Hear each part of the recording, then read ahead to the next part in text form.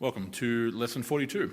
This is the second lesson on what we are poetically calling the Arthurian Age. The previous lesson, to remind you, we actually did a background on Britannia, Roman Britain, and the state of its fall and what some of the background was leading up to that point in British history, in order to then lead into some of the renowned figures from this time period of the 5th and 6th centuries. We broadly refer to this in historical academic terms as sub-Roman Britain, in other words, Britain after Rome, essentially.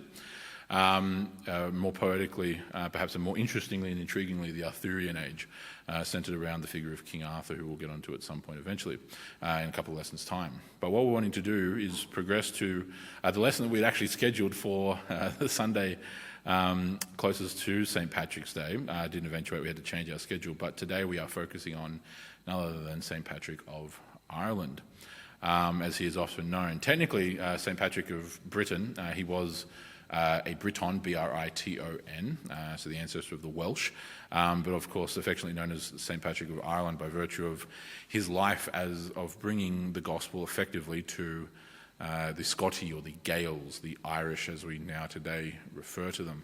So the island that the Romans called Hibernia, the island known as Éire in Irish Gaelic, Ireland, the land of Erin.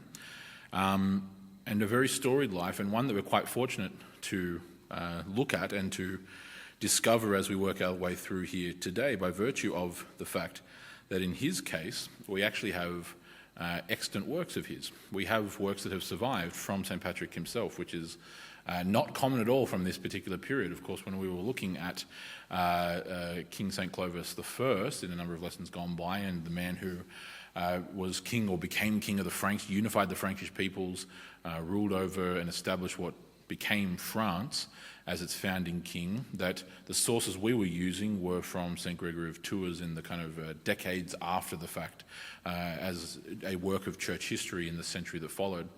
In St. Patrick's case, we actually have two extant works, namely the Confessio, or the Declaration, the Confession, and the letter to the soldiers of Coroticus. We're not going to be focusing on the latter, although I'll mention it in passing later on. But we will be relying heavily upon St. Patrick's own words, which come to us in a work which he calls the Confession, or his Declaration. Okay, that'll be the primary source that we'll be utilising in this quite interesting fashion. You have a stained glass window of him, of course, on page 1 of your notes, holding there the shepherd's staff, a symbol of episcopal authority, a photo of an image of clerical authority, right, as a clergyman, and then of course famously a shamrock in the other hand, wherein and whereby legends come, of course, in his explanations of the Trinity. We'll cover that in passing if I remember that toward the end of the lesson. But let's dive right in to our lesson today, the background first, of course, in order. So that you understand, he was born in the early 5th century. We don't have a literal dating for when he was born. He does not write of it himself. We don't have any other contemporary or near-contemporary sources for a literal date of his birth, but it is somewhere likely in the 410s, 420s, roughly speaking, right around and in the immediate aftermath, of course, of the evacuation of Britannia by Rome. Okay, a process which began in 383 during the days of the emperor Maxen Uledig in the Welsh, right, Maximus, Maximus Aurelius, known by other names along those lines, eventuating ultimately in the year 410 when the Romans officially leave. So 410 is the definitive ending of Roman rule in Britannia, almost 400 years after their arrival. Okay.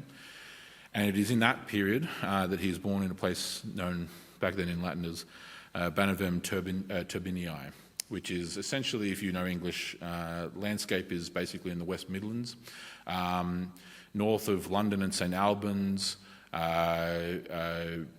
basically smack bang in the heart of today what is England. Okay, into an aristocratic Romano-British family, right? So it's why he's technically a Briton. He is a Brittonic Celt, ancestrally or ethnically, and as I say, was born into an aristocratic family, which is not uncommon for many of these settings. Many of the great early church fathers as well were born into aristocratic families like St. Augustine, of course, famously.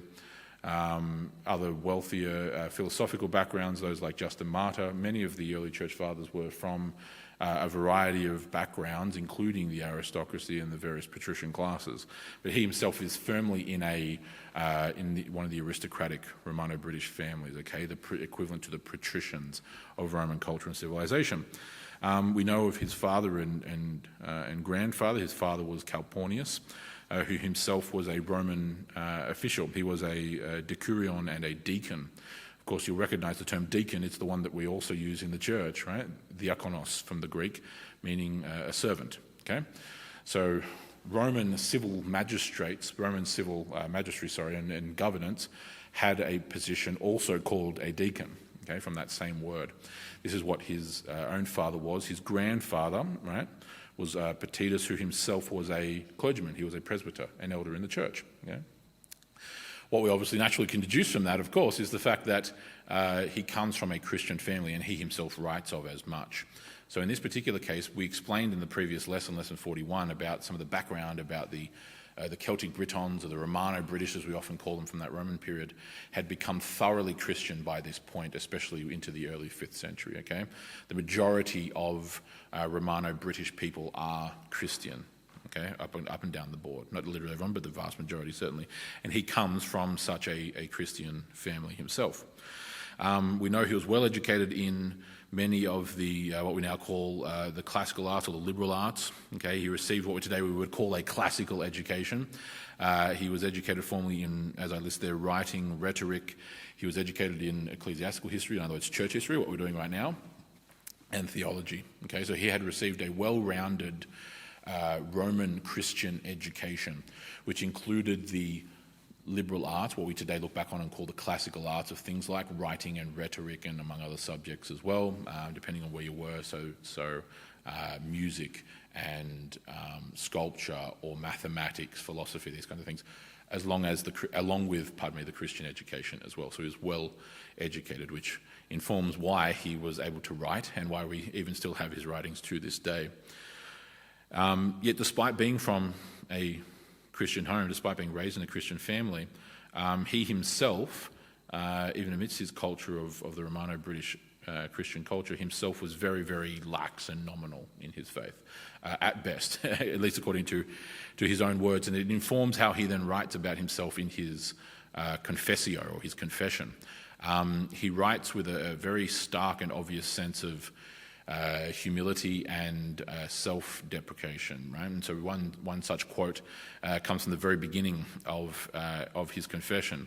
This is a man who comes from an aristocratic family. It's a man who comes from a wealthy background. It's a man who comes from, a young man at this point, but a young man who comes from a background of good elite education, who has a very distinct and contrasting view of himself. And he writes in the opening of the confession in chapter 1, quote, "My name is Patrick.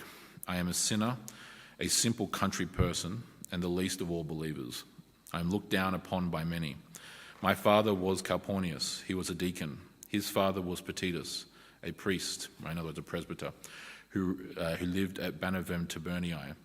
His home was near there. At that time, I did not know the true God."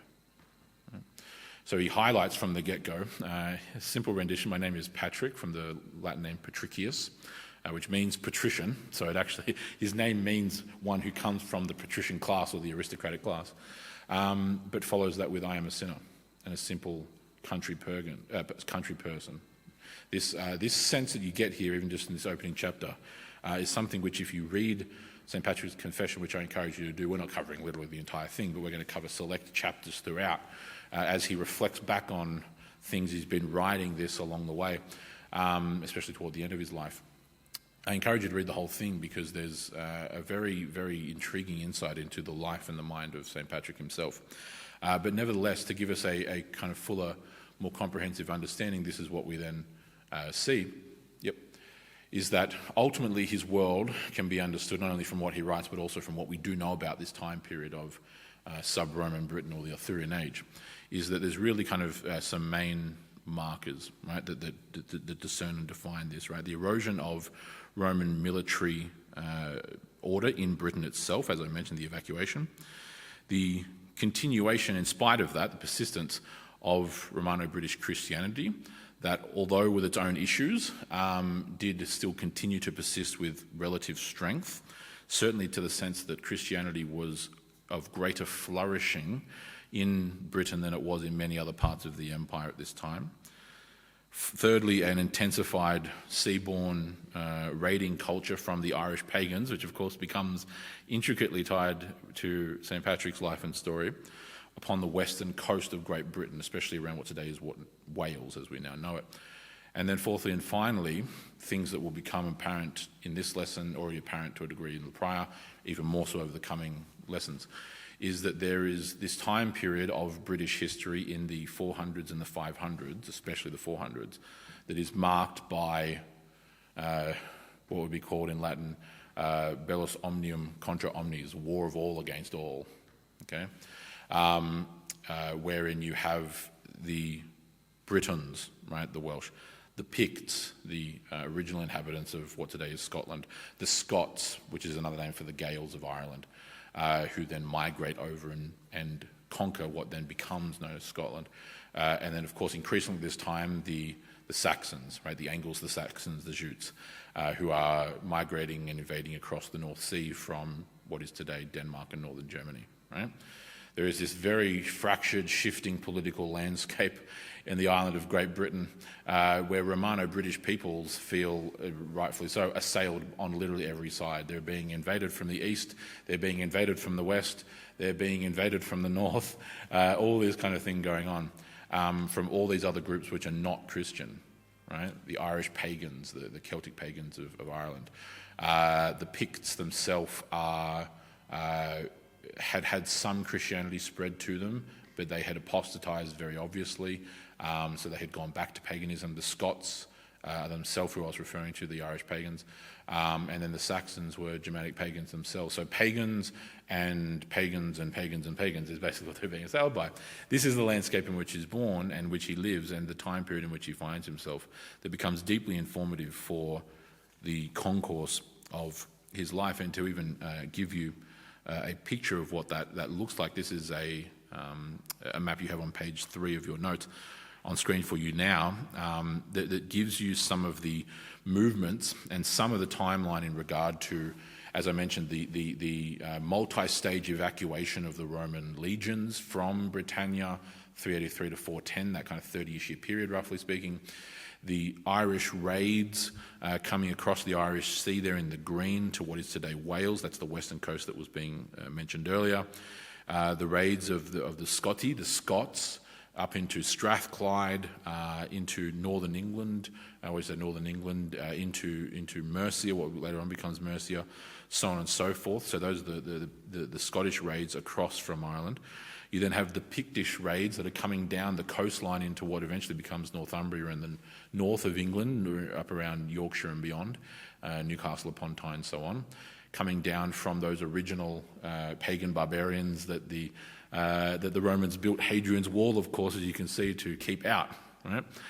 And then, most powerfully and perhaps most famously from this time period, the migrations and invasions of the Anglo-Saxons, right? The Germanic warlords of Hengist and Horsa, leading their war bands across the North Sea to this new land. And so this is the kind of landscape that St. Patrick is born into as a native Romano-Briton. So from that point, let's start to dive in more directly to the words of St. Patrick himself, particularly around his enslavement in Ireland, because it is at the age of 16, as we are about to read, that he is captured by Irish raiders, Irish pirates, Irish pagans, and he is taken back to Ireland across the Irish Sea and enslaved there for many years. Right? So this is coming from the ending of chapter 1 of his Confessio. St. Patrick speaking, of course, quote, "I was 16 at the time. At that time I did not know the true God. I was taken into captivity in Ireland," right, slavery, "along with thousands of others. We deserved this because we had gone away from God and did not keep his commandments. We would not listen to our priests who advised us about how we could be saved. The Lord brought his strong anger upon us, and scattered us among many nations, even unto the ends of the earth. Right? Because, of course, Ireland was the ends of the earth. It was this island, even beyond our distant island, I-S-L-A-N in this case, our distant island of Great Britain. That's what he's saying. The island which the Romans didn't even conquer. The island beyond the island of Great Britain. But what's astonishing is, if you were with us for some of these other lessons concerning the fall of Rome, notice the echo of sentiment. That this is happening because we have disobeyed God. All of these raids, all of these invasions, all of these incursions from literally every direction, if you look back at that map that we showed you,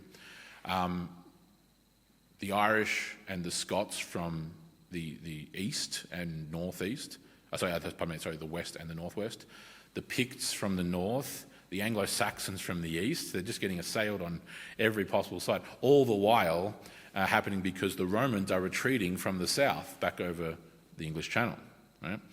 And there's no longer, the legions have said, we cannot and will not protect you any longer, you're on your own, we're gone, right? And they evacuate Britannia, formerly as we saw in the year 410.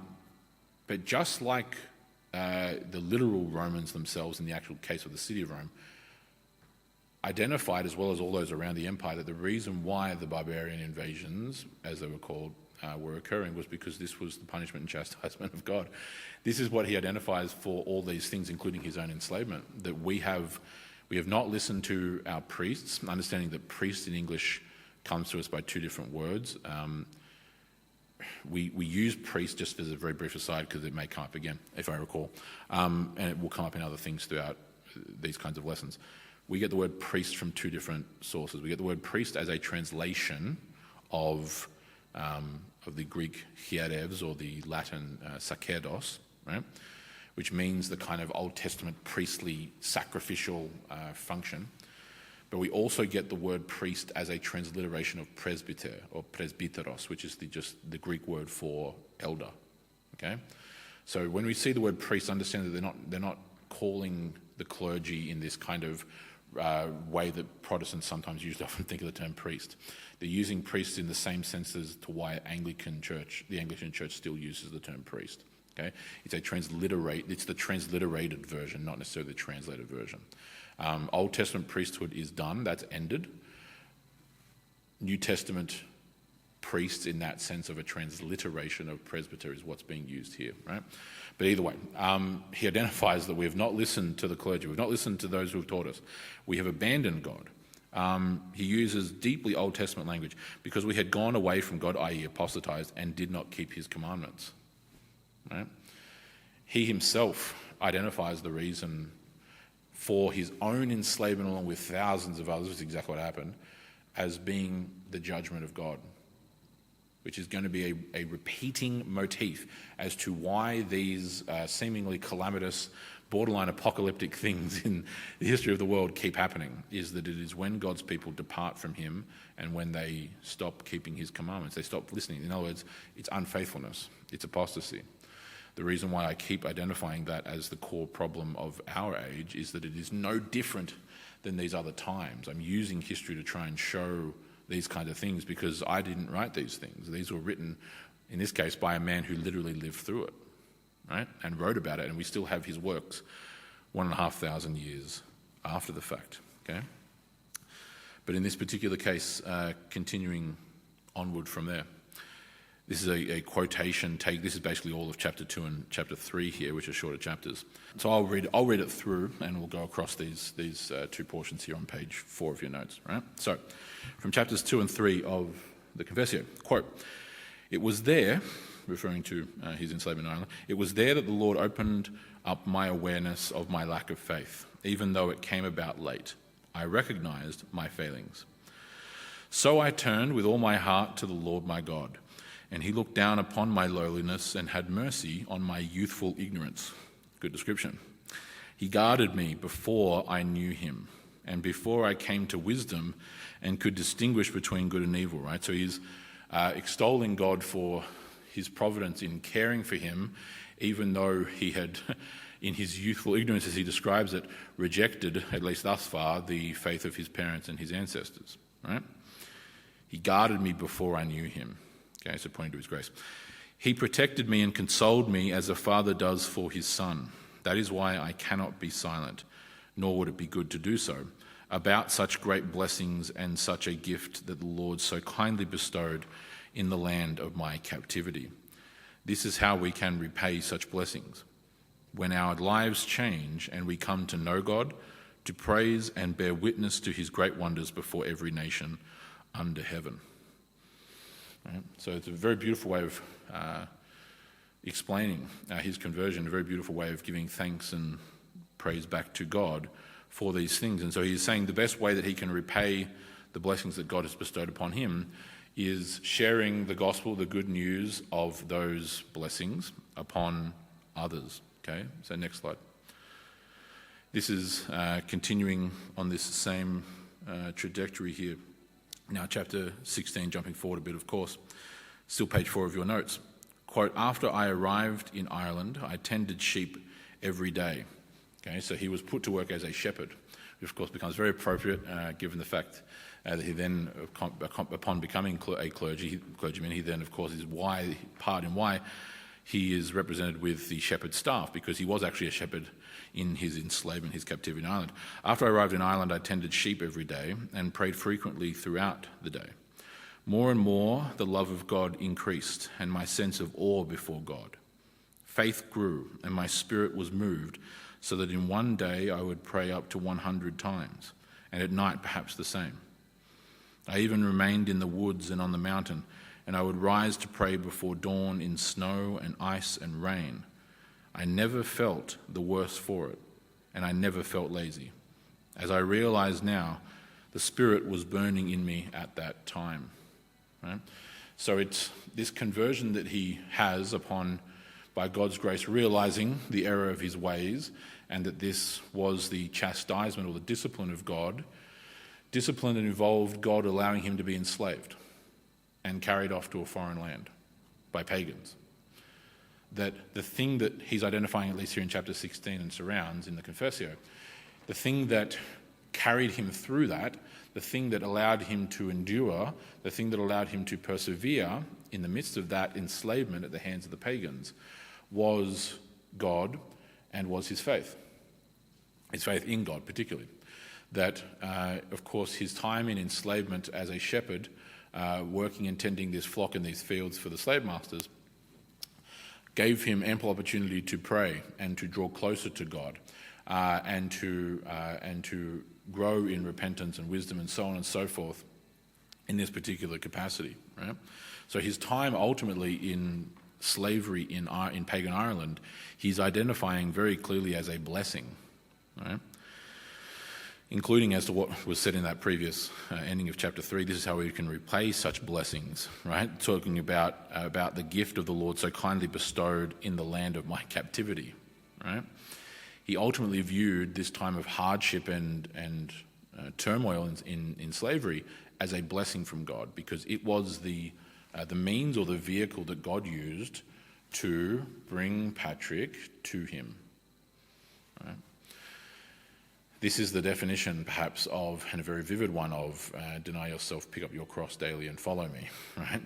It inherently connotes and implies hardship and suffering and endurance, just as our Lord endured such suffering, right, in his own life.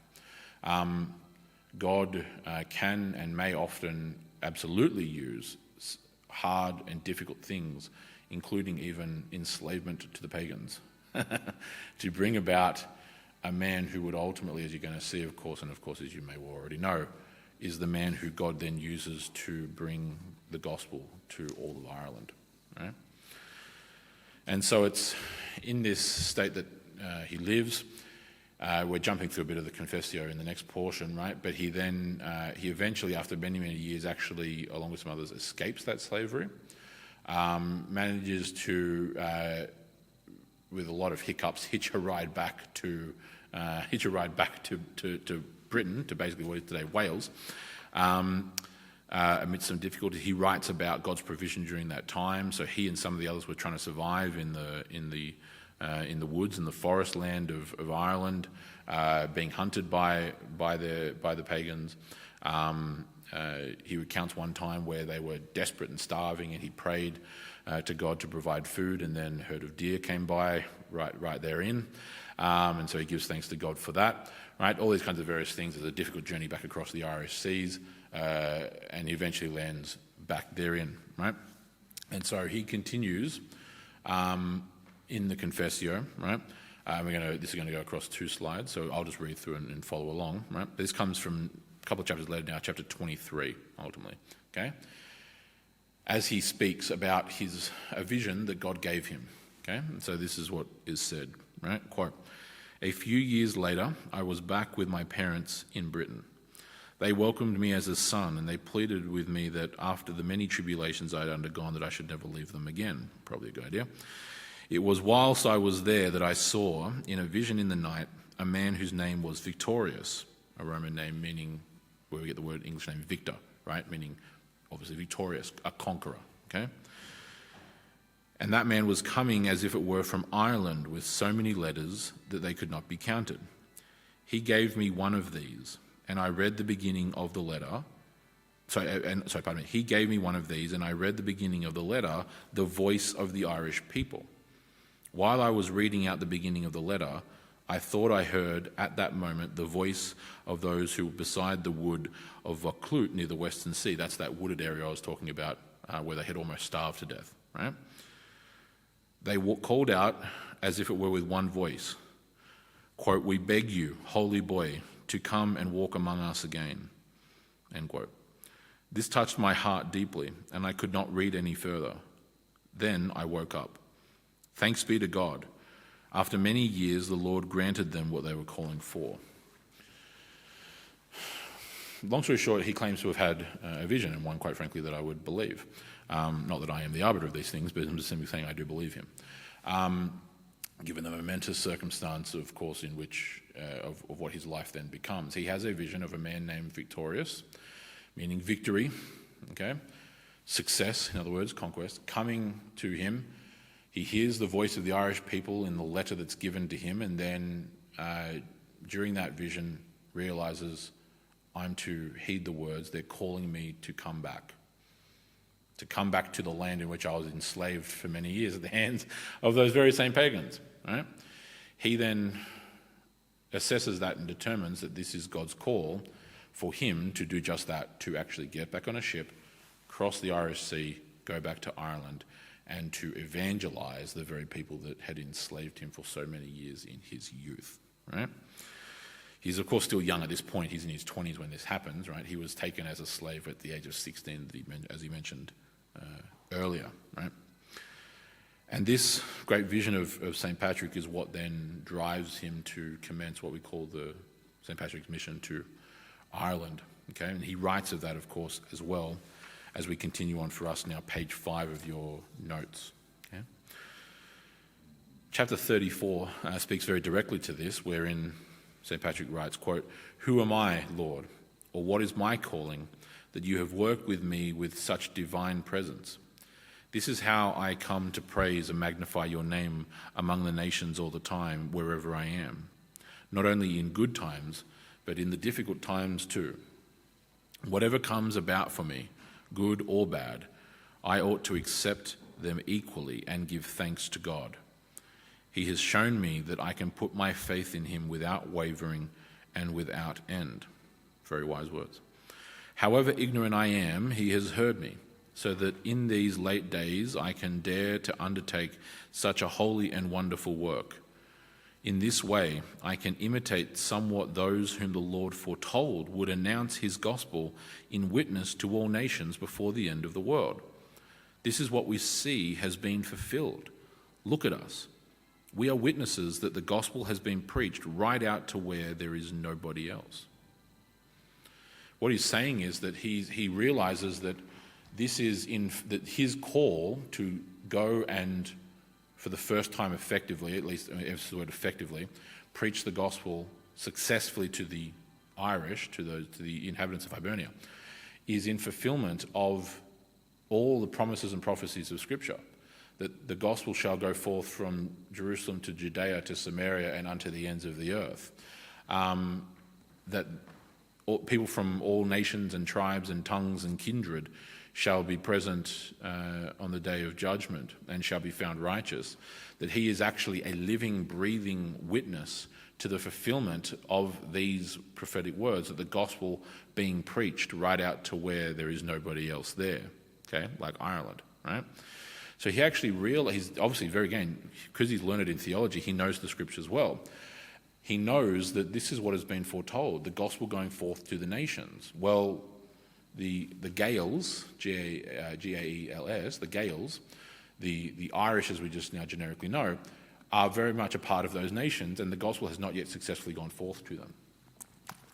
They had one figure sent prior to his day by probably about a couple of at least maybe 10 or 20 years or so, roughly speaking, sent by the Pope of Rome at the time, who I believe was Clementine I. I didn't go back and check that, but either way, the Bishop of Rome had sent a mission to Hibernia and it had failed. Okay, it had not worked, right? Which happens.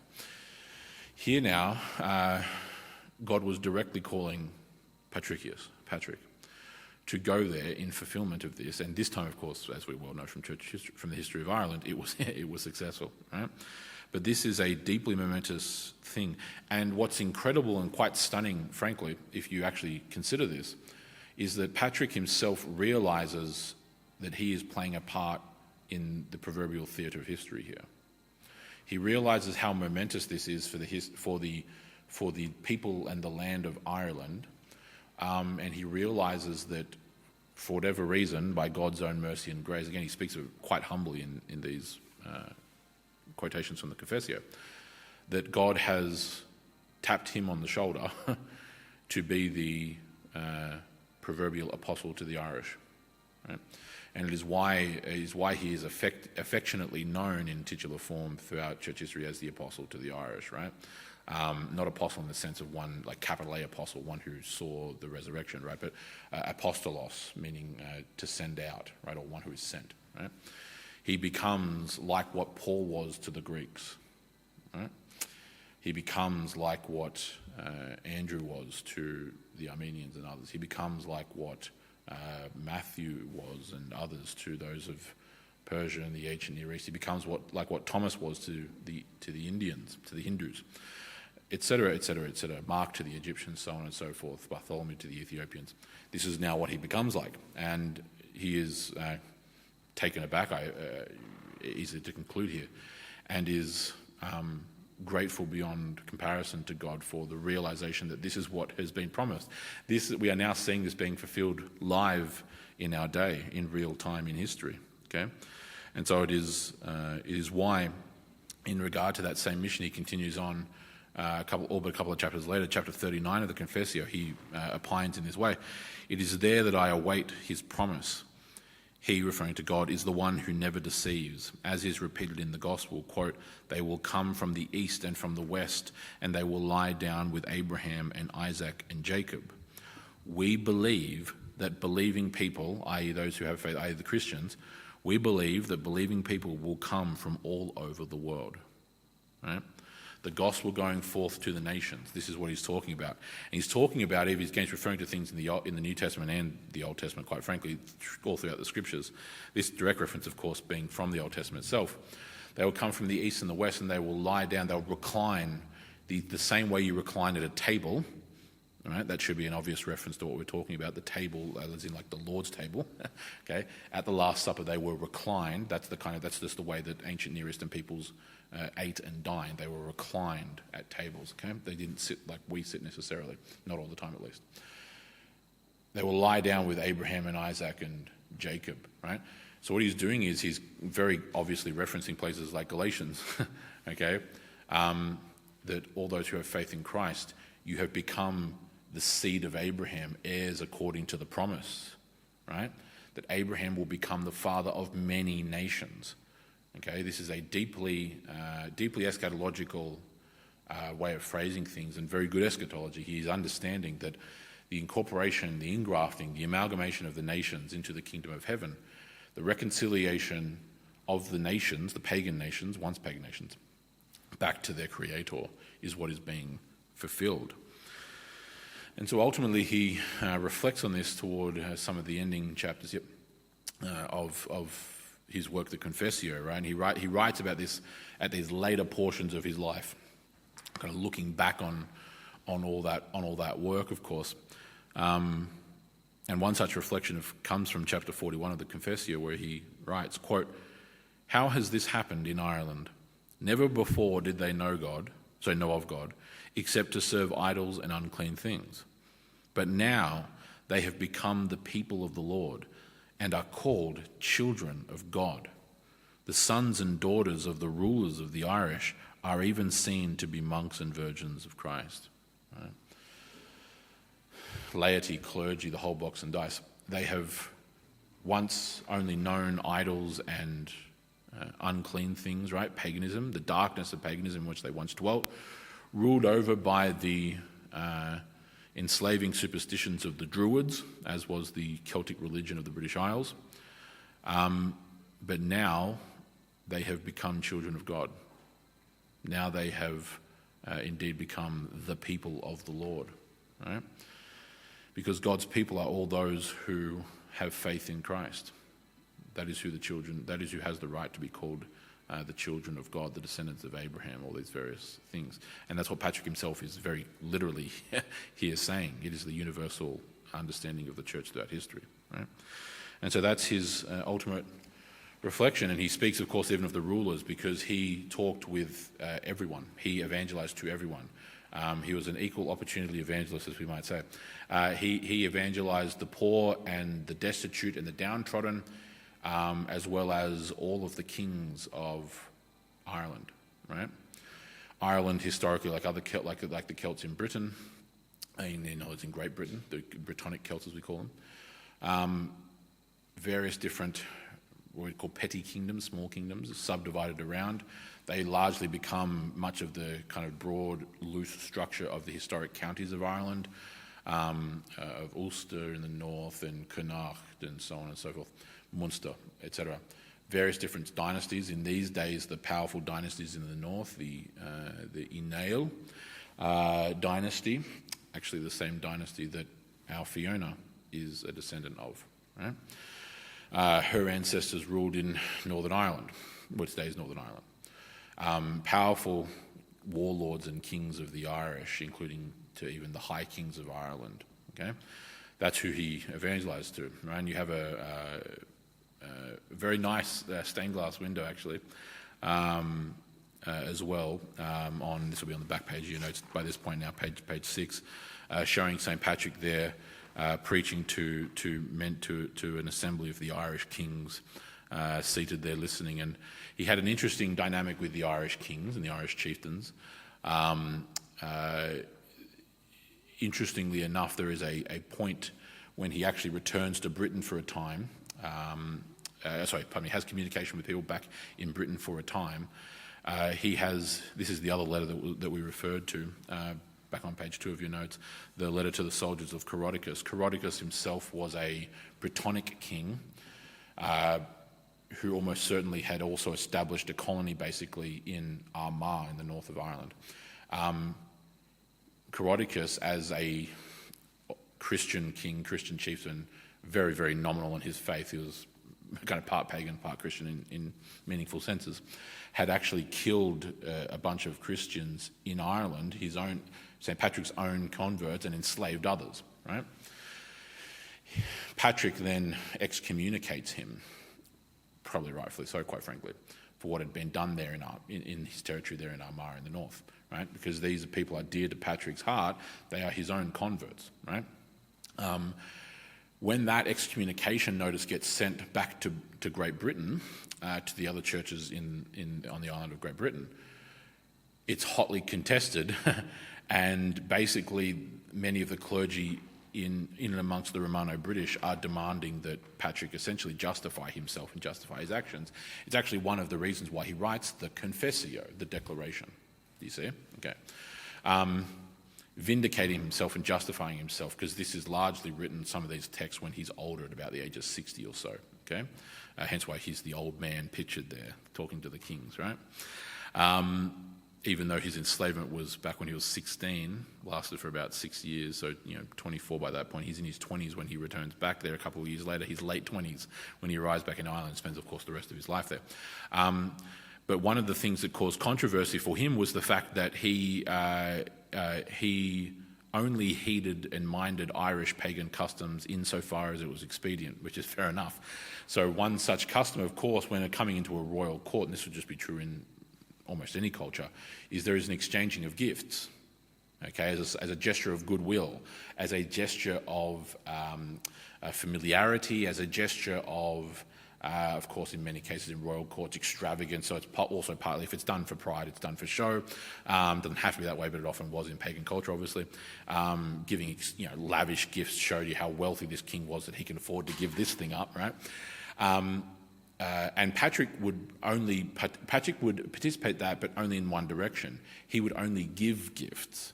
So he refused to receive any gifts from the Irish kings, okay, which initially put him very offside the Irish kings, because they took it as an insult, right?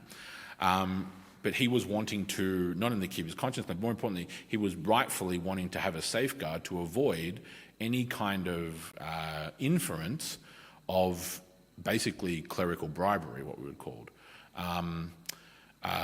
Let alone later things like simony, right? Simony is a sin named after Simon Magus in the Book of Acts, okay? Who desired to, in the case of the Book of Acts, Simon Magus, Simon the magician, the founder of Gnosticism, he was, you can read about this in the Book of Acts if you want, but he was desiring to effectively purchase this divine power from Paul and the apostles, right?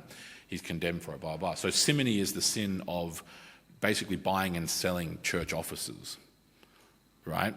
So selling the pastorate to the highest bidder, okay, has been a sin since day one. It's just that it comes up every now and then when people are committing simony, and there's different times where it's eradicated. There's times where there's a whole multiple generations develop a culture of simony. It's on and off. But he wanted to avoid any of those kind of implications, even the near implication of that. And he didn't want to receive any gifts. He only wanted to give gifts. But part of this is the fact that what it was sending was a very important theological and almost metaphysical message. You, Irish pagan kings, have nothing you can give me. I bring to you the gift of life, of eternal life, the gospel, right? So the one way giving of gifts was his way of essentially kind of symbolically communicating, you have nothing that you can give me that is of benefit to me, right? You people enslaved me for years. You have nothing you can give me. But I bring to you the gift of God, which is the gospel of Jesus Christ. See what I mean? So yeah, that's why he's so adulated. Back in chapter 41, I believe it is, if I recall correctly. Page, where are we? Yeah, chapter 41, when he's saying, how did this happen in Ireland? Right? It's astonishing because the previous missionary expedition from the Church of Rome, a decade or two prior to Patrick's time, had failed. Right? It hadn't worked. He then arrives in Ireland and people start converting in droves, like left, right and centre, all up and down the spectrum, right? From slaves and peasants, just like he was. A slave wasn't a peasant, but he was a slave, right? From peasants and slaves, all the way up onto members of the royal household. That's why he says at the ending of that quotation from chapter 41, the sons and daughters of the rulers of the Irish, in other words, the kings and the high kings, are even seen to be monks and virgins of Christ, right? There are Irish princesses and princes, as we might say in modern English, that have converted, right? So it's a massive explosion of conversion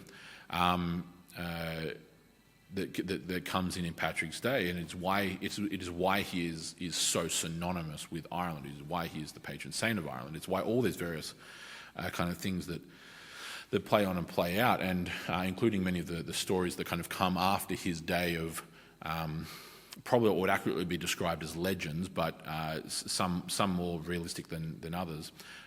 We mentioned back to the cover image that you have on your notes of that stained glass window of St. Patrick holding a three-leaf clover, right?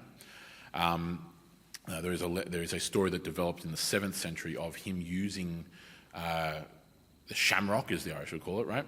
The three-leaf clover, as an illustration of the Trinity. Now, it doesn't perfectly work because each of the leaves are technically the same, whereas in the Trinity, the Father is not the Son is not the Spirit is not the Father, right?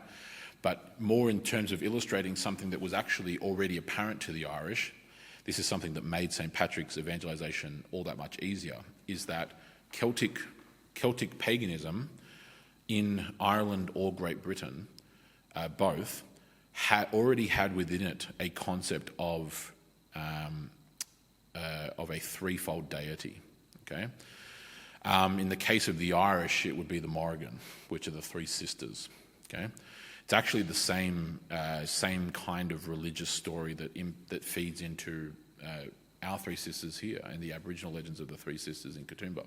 All right, the concept of a triple feminine deity is, in the case of the Morrigan, the three sisters. They were a war deity, pretty dark war deity at that, symbolised by a raven. But the Morrigan are the three sisters, so three entities of the one God that is the Morrigan. Do you know what I'm saying? That it's not the same as the Trinity, but it's this pagan twisting shadow of it. Ultimately, my theological academic hypothesis is that these triple feminine deity legends, either for the male or the female, usually the female, is actually stemming ultimately from Noah. Not in terms of Noah teaching this, but I'm talking about coming off the ark, the three sons of Noah and their three wives, respectively. The concept of a triple deity, because we find aspects of a triple deity in the case of the Irish Gaels, the Irish pagans, the three sisters. We find it here in Aboriginal mythology. We find the concept of threefold in the three main deities of Hinduism, right? Brahma, Krishna, Vishnu. Right? You get this triple aspect, which is like this it's like this replication of the actual truth of the matter, which is the Holy Trinity Himself, right? And it's this pagan twisting and shadow thereof. So, explaining the reality and the truth of the Holy Trinity of God to the Irish was actually much easier for Patrick than it would have been in other settings, like, say, to the Greeks, who they do have a concept of it. In the case of the Greeks, they have the Fates, the three sisters, who spin the webs of fate. In the case of the Germanics, it's the Norns, right, the spinners, the three sisters who spin the wheel of the thread of fate that controls mankind, right? This imagery of triple sisters or of a threefold deity, especially in the feminine case, comes up over and over again in pagan mythologies, right? So the Trinity and the application of the shamrock there is something that's famous to him. The other main famous thing is a later legend. This more comes from the 12th century, but it's in the final one. Thank you. Yep. Now on page 6 of your notes. This, if I recall correctly, is actually a stained glass window from St. Patrick's Cathedral in Ireland, up in Armagh, which is the for starters, it is the Church of England, or the Episcopal Church, the Church of England, the Anglican Church Cathedral for Northern Ireland, but it itself is the church that was built by St. Patrick. Obviously, it's been repaired and rebuilt and things many times over, but it's the place, it's the location where Patrick builds his main church. It's still there to this day, right? Pretty sure this stained glass is from that church, if I recall correctly from my examinations. But anyway, what you have there is, and you can see on the left, and I've got a kind of blown up version of a zoom in on the corner on the right, but you have St. Patrick pictured. In the background, you have a Celtic cross, which is the cross symbol or variant of Celtic peoples in the British Isles. You have a church being built on the right of St. Patrick there, of course, because he's building up the church in Ireland, right? But he's looking down, and if you look and see, obviously he's holding his shepherd's crook and three-leaf clovers in his left hand, okay, what we were talking about earlier. And with his right hand, he's pointing but he's looking down. So he's looking, and that's where I've blown it up for you. He's looking down at serpents, at snakes. Okay. There was a legend that developed many, many centuries after that there had been snakes in Ireland, and St. Patrick had driven all the snakes out of Ireland. Okay, because there are no snakes in Ireland. Right? Ireland is a very interesting place. There's no snakes at all. Right? And the kind of medieval explanation for this was that St. Patrick had driven out all the snakes, all the serpents from Ireland. That did not actually literally happen, but that's not the point. It's not meant to be taken as a literal story. It's meant to be taken as a symbolic story, as a typological story, because, of course, serpents representing demons, right? He drives the demons out of Ireland, and that's why we no longer have serpents, i.e. demons, in Ireland. That's the kind of whole, that's the imagery given, right? So it's a beautiful picture of him commanding, right, the serpents to go, to flee, to leave, to be driven out, right? And it's obviously tying in very heavily to like deeply biblical imagery of crushing the head of serpents, right?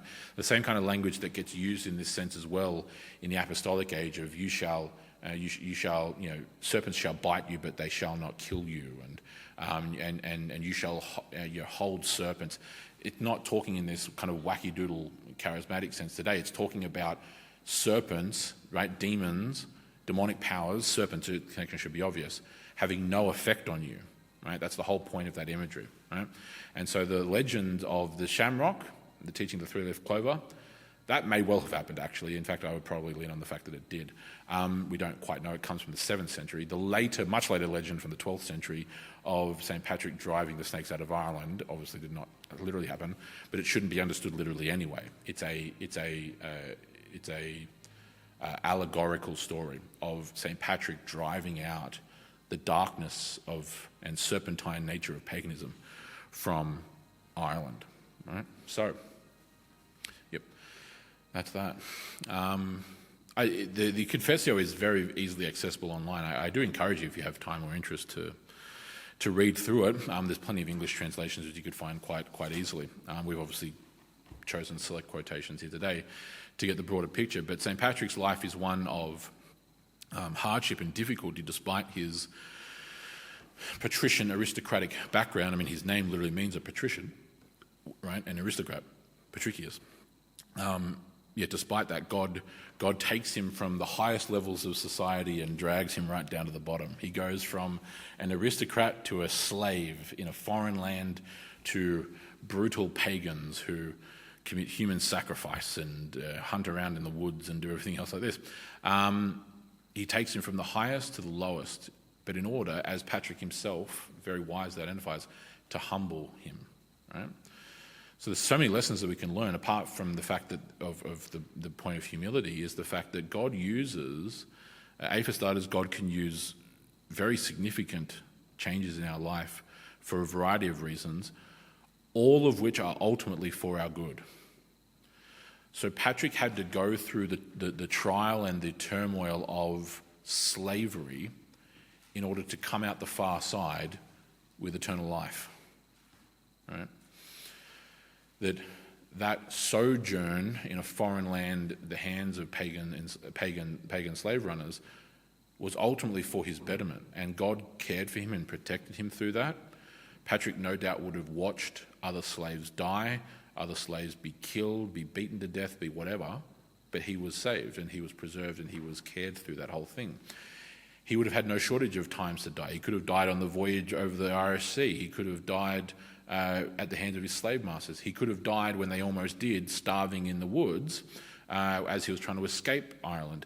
He could have died on the trip back to Great Britain. Right? All these guys, so many times when they could have gone wrong, and God miraculously and providentially preserved him through it. Right? He used all that for his good, and ultimately it's the kind of fulfillment of things we see in the Bible of what man intends for evil, God intends for good. Right? And the very same man, almost in this Pauline fashion, right? In the case of Paul was the actual oppressor and destroyer who was then called to come to the faith, right? In this case, it's almost the opposite. It's almost Jonah-like in one kind of sense, right? Because Jonah, of course, had been oppressed and had been attacked and his people had been destroyed and conquered and brutalized by the Assyrians, the very same people in Nineveh whom God was now calling him to go and preach to. So his story is very much like Jonah, just without a whale. Okay. In this case, it also although it does involve sea voyages, which is very much the same. But in this case, he is called in a vision that, at that point, if you have a vision, I mean, you either ignore it or you don't ignore it, right? And probably to your peril, quite frankly. To go back to the very people who had enslaved him and to save them by God's grace. And that's exactly what happened. And the foundations that Patrick lays in Ireland changed the course of Irish history literally forever. Right? So if you have any Irish ancestry, I have some via my paternal grandmother. If you have any Irish ancestry at all, or for anyone in Australia, of course, no shortage of Australians are descended from Irishmen, either in part or in full. The legacy and history of Christian faith from those people is profound and prolific. The only shame is the Reformation only working in part of the island of Ireland. But that's a whole other subject for when we get on later in church history, I suppose. God has done many great works through the Irish people, and countless faithful servants have come from him. In fact, as we're going to learn once we deeply progress into the early Middle Ages in England, is that it is via, ultimately, St. Patrick's mission to Ireland that the Gaels, in other words, are converted, including the Scots, who then migrate from Ireland into the land we today call Scotland. And that it is many very devout, very pious Christian missionaries from those lands of Ireland who convert not only the Scots, they convert the Picts, they convert most of the Anglo-Saxons, at least in the north, in Northumbria and in Mercia, during what we call the Hiberno-Scottish missions, or the Hiberno English missions, various different names, right? Hiberno meaning Hibernia, Ireland, right? You're going to see when we get into the 6th, 7th, 8th centuries just how impactful Irish Christians were in converting all these new pagans in the island of Great Britain. And that begins with a person from Great Britain, a Celtic Briton, going to Ireland for the gospel centuries later to then come back to these pagans like the Saxons and others in England and elsewhere. So that's that. There we go. That's the life of St. Patrick.